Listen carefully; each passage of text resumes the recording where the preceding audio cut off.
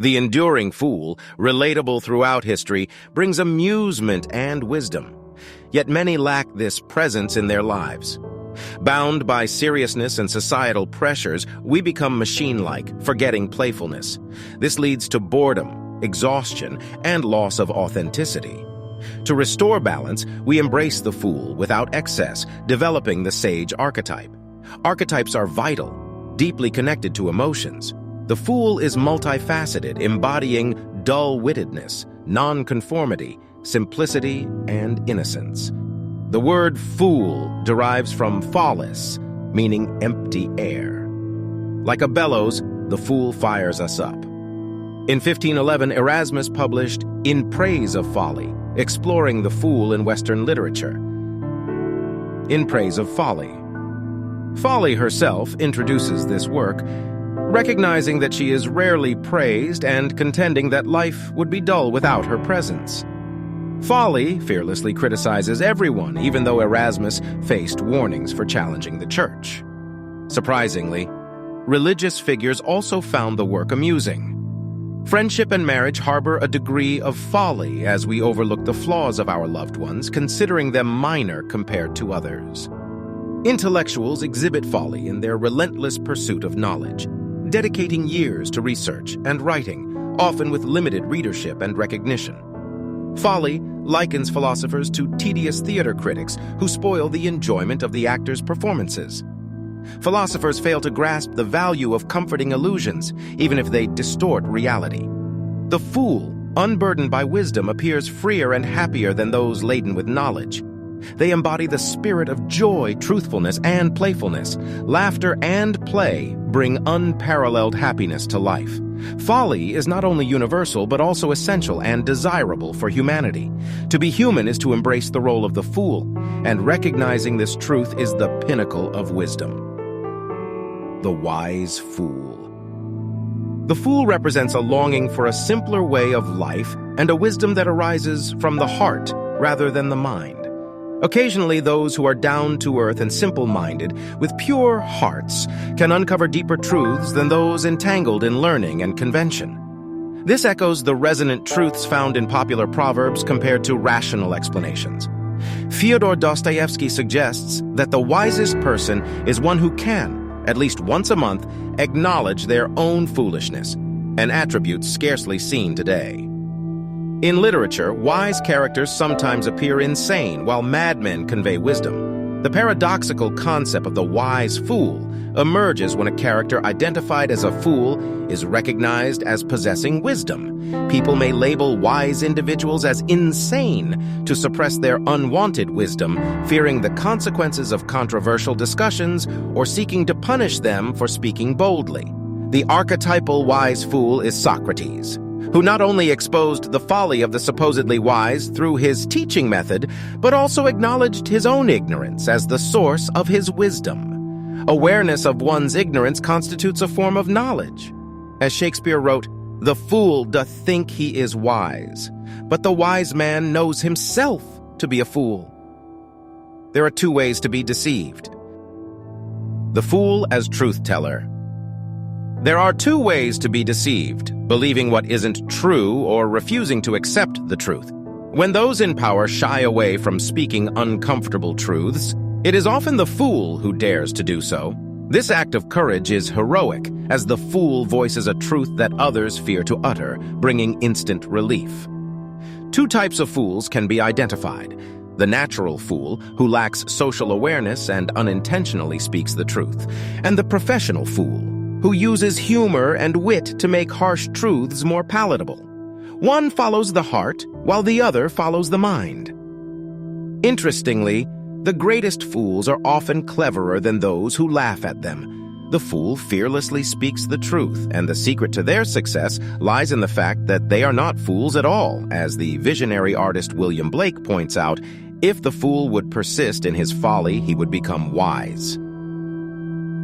The fool, clown, and trickster. The fool, clown, and trickster share similar traits, providing humor that elicits laughter and acts as a catalyst for comic relief.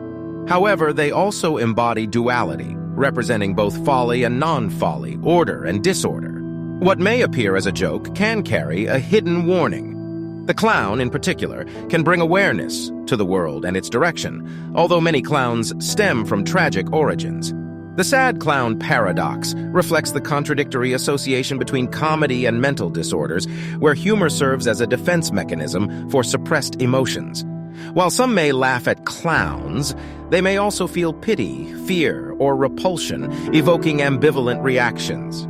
In today's context, clowns are often portrayed as sources of horror, with the constant need to entertain and the toll it takes on their well-being. The fool and trickster differ psychologically as well. The fool is often innocent or naive, while the trickster is intentionally deceptive and enjoys tricking and laughing at others. The trickster finds pleasure in schadenfreude, deriving joy from the misfortunes of others. The fool, on the other hand, aims to bring laughter to others and is willing to laugh at oneself. By laughing at oneself, the fool breaks down barriers and allows for genuine behavior, creating a vulnerable state that opens up others to receive messages more deeply. The fool's sense of humor in challenging situations radiates hope, providing relief to others.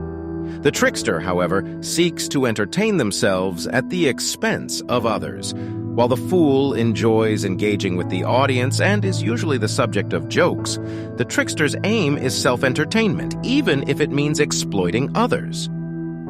The fool's ability to maintain humor in difficult situations offers hope and balance. The medieval court jester. The court jester in medieval times entertained the aristocracy through music, storytelling, satire, comedy, and acrobatics. Having a fool in the court was believed to ward off evil, reflecting a timeless psychological truth. Embracing the renegade factor within ourselves can bring fresh ideas and energy, preventing our inner world from becoming barren. During the Middle Ages, the Feast of Fools provided a temporary suspension of conventions, allowing for the expression of repressed urges and the parodying of sacred rituals. The fool played a crucial role both in the royal court, where he was permitted to speak the truth, and as an outsider challenging the status quo. By imitating the king's symbols with a cap and bells and a fool's scepter, the fool communicated his special privileges and could express thoughts indirectly. While jesters enjoyed relative freedom of speech, some crossed the line and faced beheading. Fools, who oppose social norms and rules, are often rejected and seen as incompetent misfits. However, their presence is necessary for cultural vitality as they uncover and disrupt the foundations of a society. Court jesters often had physical deformities and were chosen from poor families, using their unique bodies to create amusement. Deformities were considered special marks from a higher power, and dwarfs and hunchbacks were valued as fools in royal households, enhancing the king's stature. Despite their exclusion, these individuals found depth and wisdom through their loneliness and suffering. In Shakespeare's King Lear, the king's relationship with the fool is characterized by friendship and dependency. The Shakespearean Fool. In the presence of his knights, the king experiences profound loneliness and continually inquires about the whereabouts of the fool. The king desires the fool's constant companionship, as the fool serves as his alter ego. The fool's role is to subvert the traditional power dynamics between the dominant and the subservient, occupying a paradoxical position of virtual outlawry while depending entirely on the support of his social group. Similar to the fools and jesters of the time, Shakespearean fools employ their wit to outshine individuals of higher social standing, albeit with exaggerated characteristics for dramatic effect. Parsifal, the quest for the Holy Grail. The legend of Parsifal, an ancient Arthurian myth, recounts the transformative journey undertaken by a young boy to attain manhood.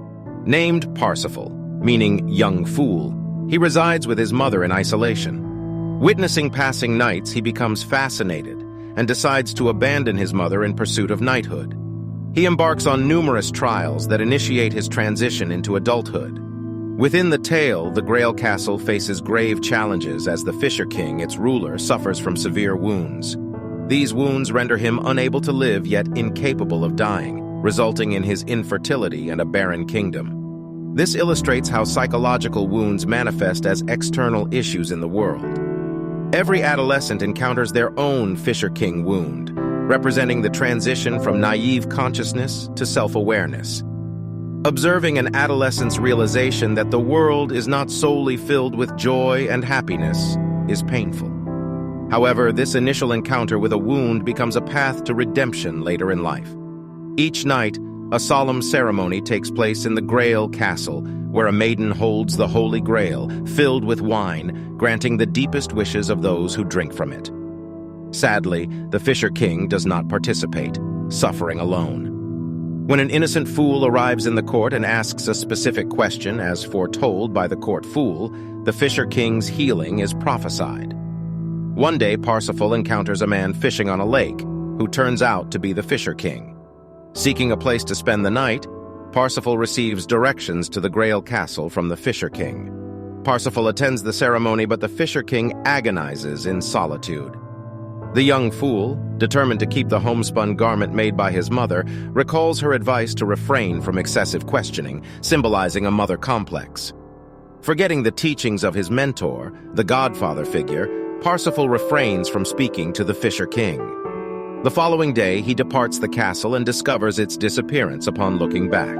It takes Parsifal 2 decades of arduous searching to rediscover the Grail castle. The original myth concludes here.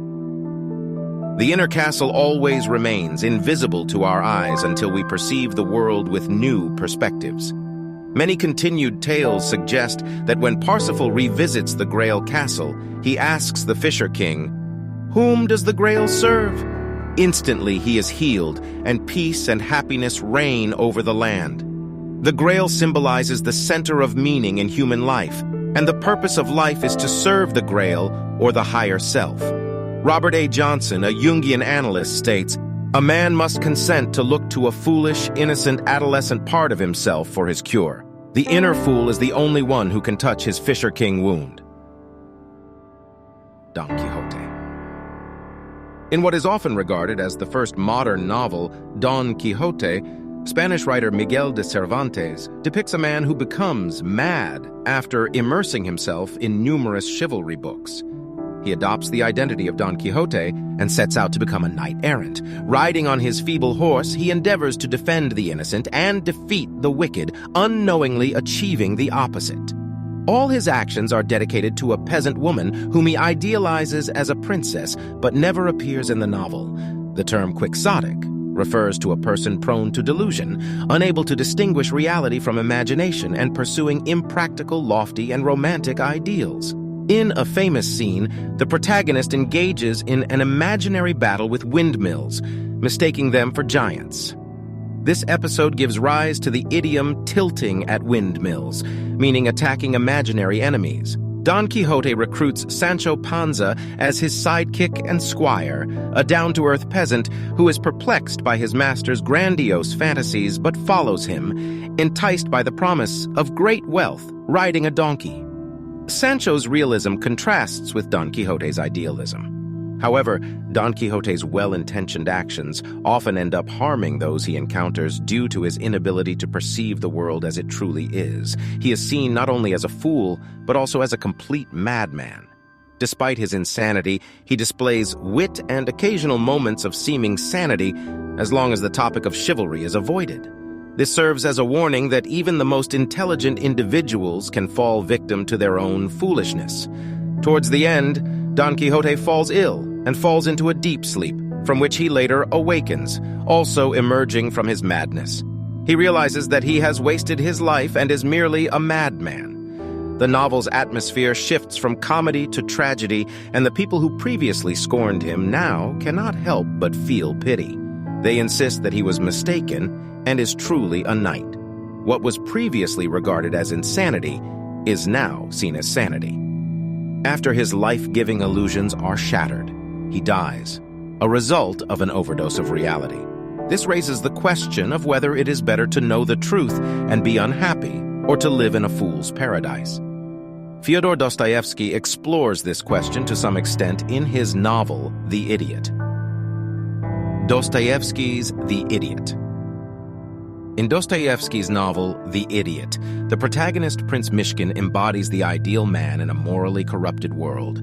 After receiving treatment for epilepsy and being labeled an idiot, Prince Myshkin returns to Russia from a Swiss sanatorium.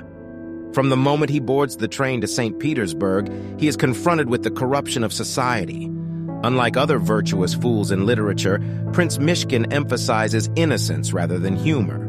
Despite being labeled an idiot due to his open-heartedness, lack of social experience, and inability to hide his true feelings, Prince Myshkin possesses deep insights into human nature and true Christianity.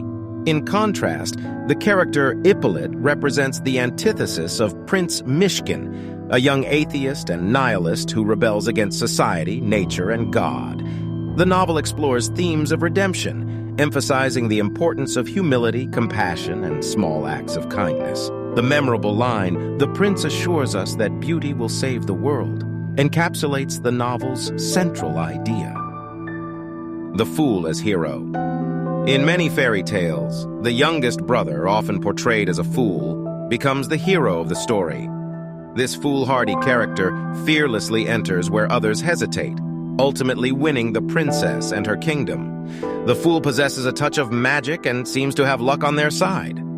Their approach to life combines wisdom, madness, and folly, leading to miraculous outcomes when these elements are balanced, but potential chaos when one aspect dominates. Ivan the Fool is one of the beloved figures in Russian folklore, embodying this archetype. Ivan the Fool. Leo Tolstoy's story, Ivan the Fool, references this beloved figure. Ivan is the youngest son in a peasant family, characterized by his naivety, kindness, and willingness to forgive others at his own expense. While his brothers are enticed by money and power, Ivan leads a simple life, caring for his elderly father and mute sister and working in the fields. When his brothers demand their share of their father's wealth, Ivan selflessly agrees despite being instrumental in their father's well-being. The old devil, observing Ivan's generosity and lack of conflict between the brothers, sends little devils to incite discord. However, Ivan overcomes all obstacles with hard work and perseverance. As he encounters each devil, they beg for their lives and offer him a wish. Ivan, in his innocence, innocently utters, "God bless you," causing them to vanish. Ivan can turn leaves into gold coins and straw into soldiers, which he uses to benefit the village peasants. Eventually, even the old devil is defeated. While Ivan relies on his heart, legends, and mythical beliefs, his brothers prioritize practicality and rationality. In the end, Ivan marries the Tsar's daughter, and the fool becomes the hero. In tarot, the fool is often depicted as a man holding a white rose, symbolizing innocence. The Fool's Journey, Tarot. The fool embarks on a carefree journey, embracing adventures with a small bundle in hand. In tarot, originating from Italian trionfi cards, the fool's journey reflects foolishness.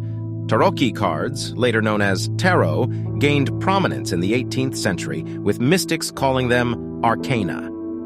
Divided into major and minor arcana, the Fool is the first card, symbolizing wholeness and the world's soul. The fool's journey parallels the hero's journey, involving venturing into the unknown, overcoming challenges, and gaining treasures. It represents psychological and spiritual rebirth, fostering personal growth and sharing wisdom. The fool embodies initiation and self-realization along the path of individuation, as described by Jung. Tarot cards interpret dreams, visions, and art by studying mythology, religion, alchemy, fairy tales, and art. The Fool, linked to 0, signifies infinite power and connection. The number 0 in the Fool.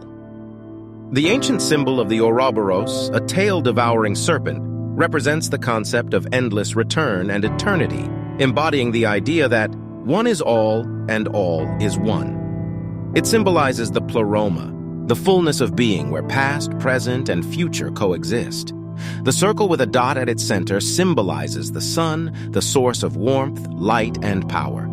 This symbol also represents the world egg, the origin of creation, and is associated with the blissful state of unconscious nature known as paradise. It reflects a yearning to return to a perfect circle, the state of wholeness where opposites unite. In Jungian psychology, the dot represents the ego, while the circle symbolizes the self, encompassing both consciousness and the unconscious. The imagery of the fool, which has transformed over time from beggar to madman and fool, is now commonly seen in the form of the Joker in playing cards. Symbolic transformations of the fool in tarot. Throughout history, the fool in tarot has undergone various symbolic transformations. In the 15th century Visconti Sforza tarot, the fool is depicted as a beggar or vagabond wearing tattered clothes and feathers in his hair. The Solabusca tarot portrays the fool with a feathered headdress and playing a bagpipe, while the German Hofamterspiel presents the fool as a barefooted figure in a robe with bells on the hood. The Mantegna Tarocchi portrays the fool as a semi-naked old man leaning on a staff. In a French tarot card, the fool appears blindfolded, relying on intuitive wisdom. An old Swiss card shows the fool in a jester outfit with a wand. In later decks, like the Tarot of Marseille, the fool wears a jester hat, carries a bundle on a stick, and is chased by or following an animal. The popular image of the fool about to fall off a cliff, found in the Rider-Waite Tarot deck, created in 1909, emphasizes the archetype's transformative nature. Overall, the fool represents the precursor to transformation in tarot, symbolizing the beginning of a journey towards self-realization and personal growth. The fool, catalyst for transformation. Every new beginning hinges on the fool. Inventors and geniuses have almost always been looked on as no better than fools at the start of their careers, and often at the end as well. Shoshin, a Zen Buddhist concept denoting the beginner's mind, contrasts closed-mindedness and self-proclaimed expertise. The beginner's mind thrives on boundless possibilities, while the expert's mind confines them. Open-mindedness nurtures silence, creating the essential space for encountering the numinous mystery. If we cannot listen to those beside us, the voice of silence eludes us. Despite our five senses' vast potential, their limitations hinder our understanding. Jung wrote, "The soul demands your folly, not your wisdom." Embarking on a journey of self-discovery is traditionally deemed foolish. Society expects us to follow a linear path: education, work, marriage, and so on. Deviating from this course brands us as fools, whose adventures will lead only to poverty and misery. The initial step is often the most challenging and crucial. As the Chinese proverb goes, a journey of 1,000 miles begins with a single step. The fool envisions wondrous adventures ahead and worries less about making mistakes. He acts swiftly, exudes energy, and urges us to embrace life to the fullest. Conversely, excessive overthinking and caution breed stagnation. Fear of uncertainty paralyzes many, prompting them to prefer failure over anticipated suffering. This state of rumination fuels anxiety, causing more distress in our imagination than in reality.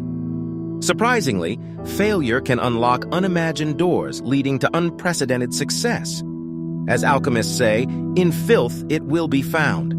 We often find what we need where we least expect it. The fool embarks on new journeys unaware of the trials he must surmount, which might have dissuaded him from starting in the first place. Living in the present moment, he perceives reality as it is. Unafraid of change, he fearlessly explores uncharted territories despite warnings of their perils. No matter how often he stumbles, the fool persists. Every great individual has made mistakes. Ultimately, it is the journey that holds significance, not the destination. We shall not cease from exploration, and the end of all our exploring will be to arrive where we started and know the place for the first time. The dark side of the fool. While the fool possesses many positive attributes, his stubbornness can prevent him from reflecting and considering his direction, causing him to plummet off the edge. The fool teeters on the precipice. At times, our inner voice of intuition and self-protection becomes judgmental and self-perpetuating. It whispers cautionary phrases like, "You'll make a fool of yourself," or "That's a foolish question." Others will mock and judge you, or "You sound ridiculous." This conformity-driven voice represents the dark side of the fool. It discourages genuine desires, leading us to settle for superficial pleasures, seek validation from others at the expense of our true selves. Unaware of the fool residing within us, we succumb to jealousy, resentment, shame, and other neuroses. In the context of individuation, the fool embodies both initiative and resistance. He closely intertwines with the archetype of eternal youth, which we all possess after transitioning from childhood. This archetype can infuse adulthood with the energy, beauty, and creativity of childhood, but it can also hinder self-realization, trapping us in unrealistic adolescent fantasies and perceiving life as a prison. The Fool and the Child Archetype. The Fool shares a profound connection with the child archetype. Children possess fewer personas and heed their instincts over external dictates, Freud's superego. The child partially enters the realm of reason, while the fool partly escapes it, both liberated from the relentless pressures of daily life and the ceaseless impact of external stimuli that burden others. The fool embodies lightheartedness, optimism, and a refusal to take things too seriously. Friedrich Nietzsche writes, "Man's maturity to have regained the seriousness that he had as a child at play." According to Jungian analyst Marie-Louise von Franz, the fool aligns with the inferior function, which corresponds to Jung's ideas. The fool, the inferior function. The inferior function refers to the least developed aspect of the psyche, linked to the fundamental psychological functions of thinking, feeling, sensation, and intuition. For instance, in a predominantly thinking type, the inferior function would be feeling. However, the fool represents more than just the inferior function. He embodies an archetypal religious figure. According to von Franz, he implies a part of the human personality, or even of humanity, which remained behind, and therefore still has the original wholeness of nature. He symbolizes a specific, primarily religious function. In mythology, when the fool appears as the fourth in a group of four people, it likely reflects the general behavior of an inferior function. The fool hero represents the despised and unadapted aspects of the personality, but he also acts as a bridge to the unconscious, holding the key to the totality of an individual's unconscious. The fool serves as a link between the mundane world, where we spend most of our time, and the realm of imagination. He opens the gate to a great treasure, bringing renewal to life. It is through the activation of the inferior function that our wounds, akin to the Fisher King, can be healed. The Holy Fool. The Holy Fool is someone who is willing to risk ridicule, scorn, and rejection in pursuit of truth and love, regardless of the opinions of naysayers. This person exhibits integrity by having the courage to be authentic in all circumstances, free from the need to conform or define themselves by others' responses. The Holy Fool refuses to judge others based on conventional values and fully engages with fellow human beings. Their unstoppable nature poses the greatest threat to the authorities and powers that govern the world. Every individual deserves God's love and has the potential to flourish in a spiritually rich existence. Being a fool for Christ's sake originates from St. Paul's writings, where he declares that God has rendered the wisdom of this world foolish. He states that those who claim to be wise in worldly matters become fools. Foolishness for the sake of Christ involves forsaking material possessions in favor of a religious and ascetic life, even if it leads to humiliation and mockery from society. The fool serves as a precursor to the Savior, as it is written, "Let no one deceive themselves. If anyone among you seems to be wise in this world, let them become a fool so that they may become wise."